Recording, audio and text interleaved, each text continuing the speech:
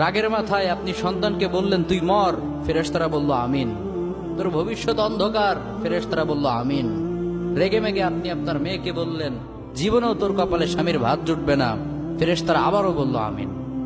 আচ্ছা, আপনি না সেই ব্যক্তি যে তার নিজের জীবনের চাইতেও সন্তানকে বেশি ভালোবাসেন? আপনি না সেই ব্যক্তি যে তার সন্তানের জন্য হাসতে হাসতে নিজের জীবনটাও দিয়ে দিতে পারেন?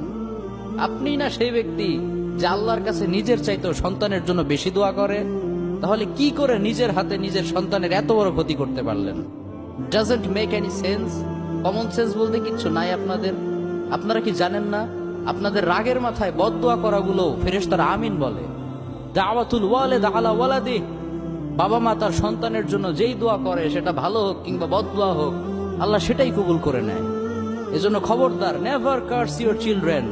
রাগের মাথায় কখনো সন্তানকে অভিশাপ করবেন না। খুব বেশি রাগ উঠে গেলে তার জন্য উল্টা ভালো দোয়া করেন। কাবা শরীফের একজন ইমাম আছে, ইমাম আল কালবানি। তার মায়ের যখন প্রচন্ড পরিমাণে রাগ উঠে যেত, সে তার ছোট্ট